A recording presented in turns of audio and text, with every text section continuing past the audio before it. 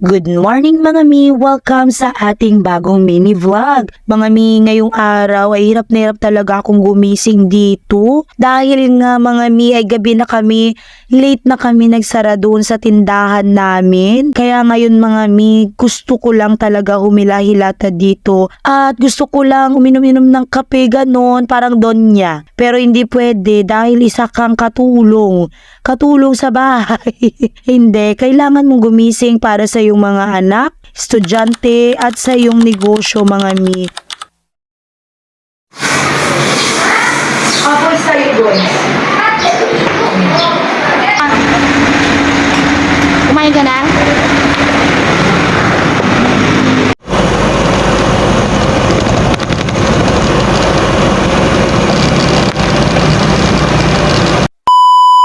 Kaya tara mga mi, samahan niyo ko sa isa na namang buong araw na pakikipagbaka, pakikipaglaban sa hirap ng buhay. Let's do it mga mi, samahan niyo ako. Mga mi, saglit lang bibili lang ako ng shampoo dito Naubusan kami ng stocks dito sa bahay. Alam nyo, kahit may tindahan ako mga mi, hindi naman kasi ako nagtitinda ng shampoo doon. At hindi rin ako nagtitinda ng mga conditioner dahil hindi naman yung mga customer ko maliligo doon sa school kundi papasok. Kaya pambaon yung mga paninda namin.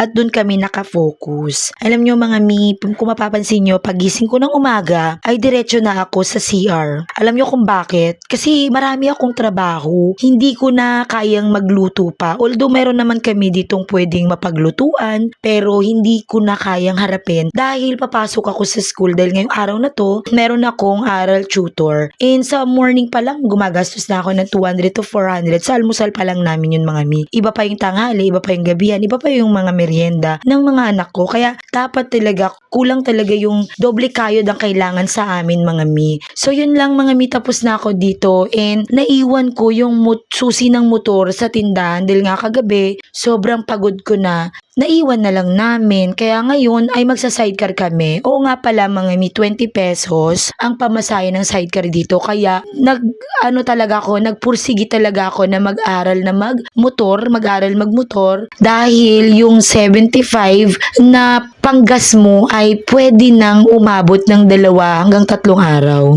Unlike kapag nagsa-sidecar ka, pupunta ka pa lang 20. Paano kung kasama mo yung anak mo, another 15, 35 na yun. Oo nga pala, isa din, ang aming tindahan ay malayo dito sa aming tinitirahan mga mi. Hindi kami nakatira sa tindahan, hindi kami kasya at wala siyang kwarto, kundi CR lang. And at dito na tayo sa school, tara at samahan niyo ko sa aking pagtuturo sa aking mga estudyante. Let's go!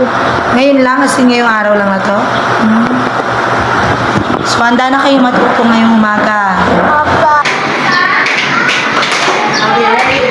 Ano ang tunog ng letter O? Clap nyo. Ready? Ano ang tunog ng letter O? Ano ang tunog ng letter S? Very good, girls. Palapakan nyo yung sarili. Okay, sige. Yung sound na natin. O. Tama ka? Kumain ka na?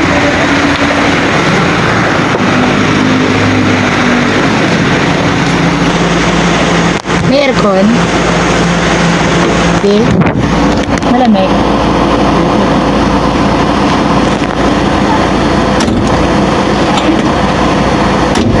Yan mo. Ang gawin? Ito.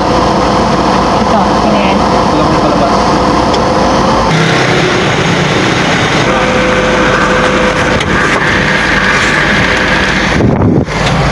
Tara mga mi, punta na tayo sa Divisoria after ng klase natin.